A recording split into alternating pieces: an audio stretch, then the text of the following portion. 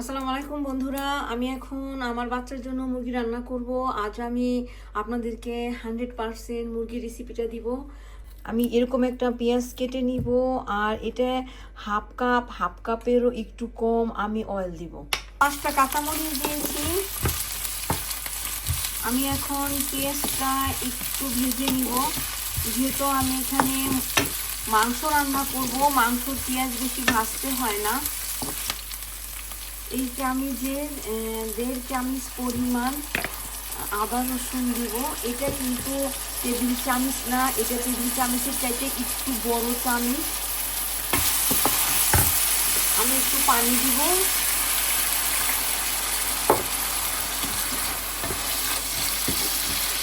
আমি এখানে 2টা মুরগির রান নিয়েছি, সেই হিসেবে আমি সব মশলা দিব। চামচে আধা চামচ লবণ। আমি হলুদ বেশি খাই, এই জন্য 1 চামচের একটু বেশি হলুদ। Curry powder. আমি ধনিয়া খুব কম খাই, এই জন্য সামান্য একটু ধনিয়া। আর আধা চামচ জিরা পাউডার। গরম মশলা পাউডার 1 চামচ। আমি আর একটু পানি দিব।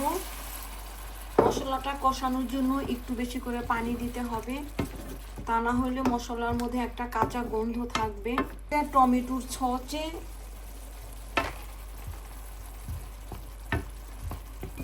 আমরা এটাকে টমেটোর মার্ক বলি। আমি শুকনো মরিচ খাই না, এই জন্য তরকারিটাকে একটু সুন্দর কালার আনার জন্য আর একটু মজা করার জন্য, যাতে একটু মজা হয়, বাচ্চাদের মুখে একটু মজা লাগে, এই জন্য আমি এই টমেটোর মার্কটা একটু ব্যবহার করি।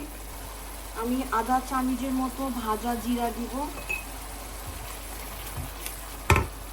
আর এখানে সব ধরনের গরম মশলা আছে। এলাচি আছে 3টা, লং আছে 4টা, দারচিনি আছে ছোট 1 টুকরা, আর কিছু গোলমরিচ আছে।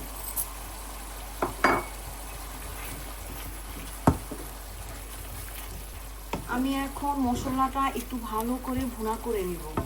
আমার মশলাটা ভুনা হয়ে যাচ্ছে, আর একটু বাকি আছে।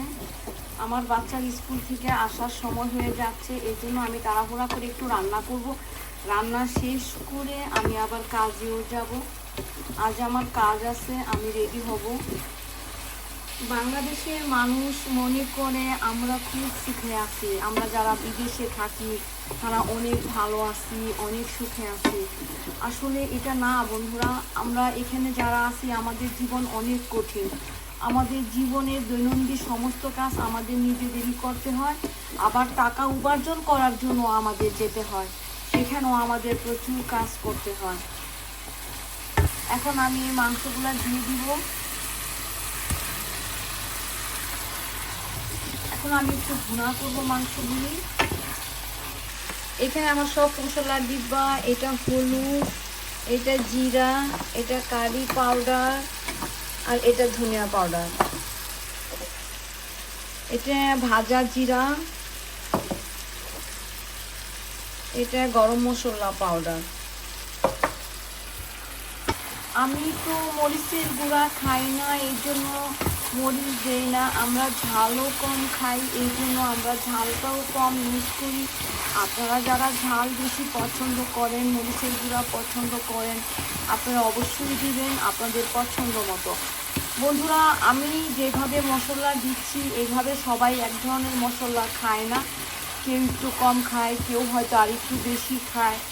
তবে এইভাবে রান্না করতে হয়, মশলাটা আপনাদের পছন্দ মতো। আপনারা কিভাবে মশলা খাবেন, মশলা দিবেন, এটা সম্পূর্ণই আপনাদের পছন্দ মতো, আপনারা পছন্দ করে দিবেন। তবে যদি এইভাবে রান্না করেন, রান্না করে একবার খেয়ে দেখেন, আশা করি আপনাদের অনেক ভালো লাগবে। আমার মাংসটা ভুনা হয়ে গেছে, আমি এখন পানি দিব।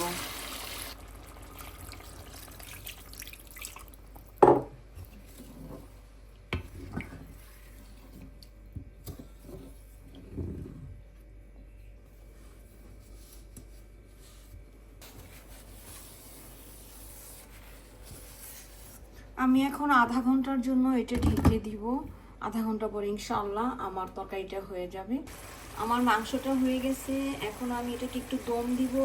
সামান্য একটু এলাচি গুঁড়া আর একটু একটু ভাজা জিরা।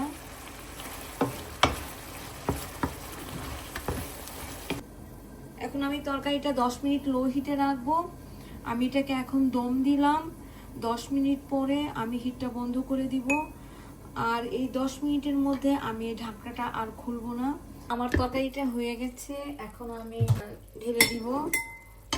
দেখেন কালারটা কত সুন্দর হয়েছে, দেখার মতো হয়েছে।